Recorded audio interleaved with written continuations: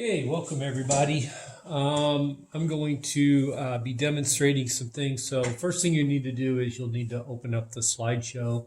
Obviously you've opened it up because this is where the video will be. Okay, we're going to talk about demonstration of destructive and constructive forces. Okay, so I'm not going to be able to demonstrate constructive forces, but let's talk a little bit about that. What a constructive force is a force that makes the rocks, okay?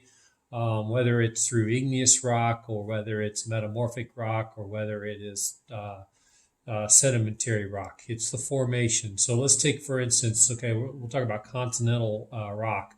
Continental rock is mostly igneous rock, okay? That rock is formed by volcanic activity. The movement of the rocks or the Earth's surface creates the igneous rock, and that igneous rock is, for instance, granite. Other types of rock that might be formed are marble, and sedimentary rock. Marble would be considered a metamorphic rock. Used to be limestone. It gets converted into metamorphic rock, which is the heat and pressure of a rock underneath the Earth's surface. Okay, so now after this rock is formed, we then have what we call destructive forces. Okay, so right now you're on slide 1, demonstration of destructive and constructive forces. I will be able to identify and investigate the physical characteristics of rock and explain the rock cycle. Okay, so here's what you're going to do. You're going to listen to my discussion on the demonstration of rocks being destructed or destroyed and turned into other objects or other rocks. Okay. I will say that we will be on our next activity. We'll be doing an activity where we will be able to go look at soils that is around your house. I'm going to try this. I hope that it works out, and I will demonstrate that as well in the coming days. Okay, so the next class we'll see what is soil, and then we'll do a soil texture activity. And then also in that next class, you'll be taking a quiz on the rock cycle, Earth's interior, and the destructive and constructive forces on Earth. Okay, so constructive forces, let's go to the next slide. Constructive forces, the Earth constructs new land by plate movement caused by mantle convection currents. Okay, Earth is constantly moving. The forces of the continental and oceanic plates moving on the mantle construct new land, build mountains, and form new rock. Okay, so I'm going to point right here. This would be, let's call this a mountain. Okay, it's a large mountain and there's trees growing in it, and what I'm going to do is I'm going to demonstrate to you what happens when this rock gets built. If this was a mountain that was built and there was no destructive forces on it, what would end up happening is it would keep building and would continue to get bigger and bigger and bigger and never get smaller. Okay, but because we have destructive and constructive forces competing against each other, some mountains get a little bit taller, okay, but some of them actually get shorter, depending on the weathering and the erosion that's taking place on those rocks. Okay, so that's constructive forces right there. Go to the next slide. Destructive forces. Earth's atmosphere, elements, environment, and natural events provide destructive forces on rock. These forces break down the existing rock and turn it into rock and soil or other rocks. Okay, so if I look here at my demonstration, all of this right here is soil. Soil originated from rock, from bedrock. Okay, so deep in the Earth's surface, what happened is that the rock eventually broke down and turned into soil. Okay, we'll go through the soil profile later on. Okay, go to the next slide. So this is the beginning of my demonstration. Okay, what's going to happen is that I'm going to demonstrate to you what happens when the Earth is exposed to the weathering elements on Earth. Okay, so what's going to end up happening is that, let's say that there is a rock. Well, hang on a second here. Let me find something here. Okay, I've misplaced something. Maybe under here. Okay, let me pause for a moment, okay? And I'm going to go grab something.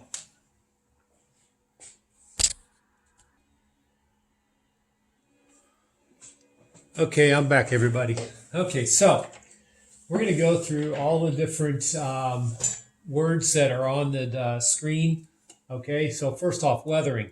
Okay, we've talked about this. Weathering is the environment acting upon a rock or soil or some type of material. Okay, it could be a building. Okay, a building is weathered. When the outside of a building gets hit by rain, by the elements, it breaks it down little by little by little. Okay, so that's what determines us on how we build our buildings and what type of materials we use. Okay, so this here is a mountain. So what ends up happening is that the mountain gets exposed to the environment. So I'm going to go through the different types of things that could happen. Okay, so first off, okay, so what ends up happening is that it could rain. Okay, and I'm going to demonstrate rain. So what ends up happening is that as this water is following down on the Earth's material, okay, what ends up happening is that in this rain, we have acids inside it. Okay, now these acids have increased and they've changed over a period of time. Okay, the reason that it's changed is that we've burned fossil fuels, and this water hitting this rock weathers it through, not only through physical, but also through chemical reactions. Okay, so I'm going to give you an example. Okay, so what ends up happening is that we get, I'm going to use some muriatic acid. Okay, this is muriatic acid right here. What I'm going to do is I'm going to demonstrate to you what happens when a rock gets hit by this water. This is just, I'm expanding on this multiple times, because what's going to end up happening is that you're going to see a reaction here. Okay, hopefully you can see that. And I'm going to pour a lot on here. Okay, so that reaction there is actually what's happening when rain hits a rock. Okay, now some rocks are going to be different than others. So this here is marble.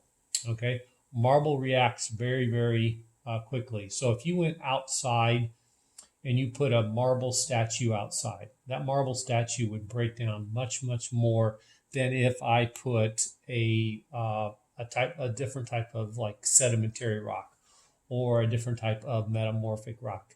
Okay, each rock is different. Okay, so that's a chemical reaction. Okay, the force of the water going down, okay, is physical and it's chemical. As the water is falling from the sky, it hits it really hard. It will break it down gradually, but it also will break it down chemically. Okay, so another example, okay, is plants and animals. Okay, so let's say this rock right here, okay, what ended up happening? Let's say a squirrel, he walks around, he decides that he's going to put a acorn right there. He's going to put another acorn right here. And he's going to plant these in the ground, not planting them intentionally. What's going to happen is he's going to come back in the winter and he's going to eat them. Okay, so every once in a while, there's maybe an acorn that gets planted right here. Okay, either by the wind or by the environment or by a squirrel, an animal. And so the squirrel plants these and he forgets about them. So what ends up happening is that he forgets about them. Well, it's going to germinate. Okay, so what's going to end up happening is that eventually that acorn is going to turn into a plant. And this is my example of a plant. And so over years, it starts to grow. And it was in this crack right here. What ended up happening is that this plant started to grow. And as it grew, it expanded on this rock. And this rock started to move further and further away. Okay, Now, another example of this is called what we call frost wedging.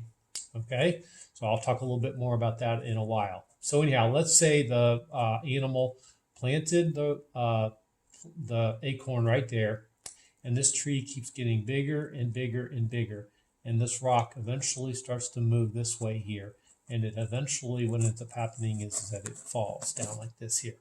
Okay, this is because of the weathering of the rock, the plant. The plant's moving, it's getting bigger and bigger, but also because it breaks down the rock a little bit by weak acids in the root. Okay, so this is an example of movement, physical movement of the rock. Okay, now what will eventually happen also is that let's say this crack is really, really small right here, and it's like this big here. And so we get a little bit of water on there, okay, and that water stays inside there. And what ends up happening is that it gets cold at night and it freezes. Okay, it thaws the next day. Okay, so get a little bit more water in there again, and it freezes and it thaws. And if we talk about this over hundreds of thousands of years, what ends up happening is that the rock keeps moving back and forth because of the frost wedging. Okay, water turns into ice, ice expands, and then it expands in this crack, and it makes this crack eventually go. And what will eventually happen is that this rock will start to separate, and then eventually, through gravity, it'll eventually fall, and it'll be like that there. And it'll end up falling like that. I'll go to Turkey Run here in the next couple of weeks, and I'll demonstrate this. I'll be able to show you a live action of how this actually takes place. Okay, so this is movement of a plant. Okay, actually the animal started the movement, and then it moves the rock, and the rock gets formed. So what's happening is that we say, let's say this here starts to weather, it's gravity took over, and then this gets smaller, it gets broken down into smaller pieces, and we can say that these rocks right here are the effect of this rock getting changed and then getting moved down through the movement of water. Okay, so this is called erosion. So what ends up happening is this gets weathered. Okay, and then what ends up happening is it gets weathered and it gets smaller and smaller pieces of rock, breaks it down, and then it breaks down into these pieces right here. Okay, so if you could see, there's the possibility of rock getting weathered here through wind blowing up against it, and eventually will settle down right in here, and then this could be a sandy area. Okay, or these rocks get smaller and smaller and then eventually create sand right here. Okay, so let's go over weathering. Okay, is the rock being weathered by either wind, water, gravity? Okay, all rock can be formed into soil. The movement of rock is called erosion. So it moves from here and it moves down. Gravity moves it to this area right here. Okay, we have chemical reactions. The chemical reaction is acid rain or worms or animals. So let's talk a little bit about worms. Okay, so in this area right here, I have some worms. Okay, you can see there's one there. Let's see here, I got another one right here. So these worms here, they're moving around in the soil, and what ends up happening is that they break down soil little by little. They can rub across a rock, and so the acids on the body actually can break down this little rock right here. So this can get broken down by just an animal just moving across it. Now, of course, this takes hundreds of thousands of years for this to happen. Okay, so what ends up happening is that the next word that we're going to go over would be chemical and physical. Okay, physical is the movement of rock either by a glacier or by the movement of a rock falling from here down to here and breaking it down little by little. Okay, so what ends up happening is that all of this rock here gets moved into this area here. And so if we can demonstrate our stream moving this way here, and you can see the water starting to move. And eventually it's going to end up going into this area right here, gradually going into this area here and building this up, okay? So it's moving these little particles of rock, okay? Water's running over it, making it more round and more round, picking up little pieces, and eventually what ends up happening is it settles right here in this area here. And if we're talking about hundreds of thousands of years, what ends up happening is that the earth starts to build up on top of that, and this creates what we call compaction, okay? And then the water inside there has ions inside, and it breaks and it turns it in from a rock, a small rock, into another type of rock. That's sedimentary rock. Okay. We've talked about deposition. Deposition is the depositing of the rock right here. Okay. We have compaction, which is the buildup of rock over periods of hundreds of thousands of years. We have cementation, which is the ions that are inside the water cementing the little particles together. Acid rain is that exactly, in that the pH is different, and so what ends up happening is that it changes the ability for the water to break down the rock. Okay, plants and animals have acids inside their bodies or in their roots, and it ends up breaking it down. Okay. Frost wedging is a rock that used to be up here, and then it gets broken down, and eventually it starts to move away from it, and then gravity takes over and it breaks down like that there. Okay. We'll go chemical and physical, and then igneous and metamorphic. Okay. All rocks are 3 different types of rocks demonstrated here. Okay. Metamorphic rock is way deep in the Earth's surface. It's created by temperature and pressure, okay? Heat and pressure, okay? Quickly, let's go to the next slide, okay? The demonstration, I'll actually change the demonstration to be on a different slide. So then what you're going to do is I want you to watch the video, take notes, and then also submit that on Canvas, okay? Next time I see you, here's what you need to do, okay? You see this soil right here. Well, we want to know how this soil reacts to the environment, how it was created. So what we'll end up doing is we'll be doing a demonstration on soil texture, okay? So here's what you're going to need. You're going to need to get a paper towel, and then you're going to ask mom or dad for permission to go dig down into the soil, okay? You can go into one of the planting beds. You can go into the grass, wherever mom and dad say it's all right to go, okay? You're going to get enough soil to put in a Ziploc bag to where you can put it inside your palm of your hand, okay? You're going to need a table to work on, and then you're going to then, you can either go inside or you can do this outside, okay? You're going to need a small glass of water, and then I will have some things online that you're going to use to demonstrate or to determine the texture of the soil, okay? You'll have your computer opened up to the texture lab, which has the procedures and your triangle image. Okay, you're going to need that for the next class. Okay, hope you enjoyed this, and if you have any questions, feel free to contact me on Canvas. And also remember, on Thursday we will have a Zoom video to where you guys can ask questions with each other in class. Okay, I'll do those at 10 o'clock in the morning and 2 o'clock in the afternoon. If you guys have any questions, get in touch with me. Talk to you later. Bye.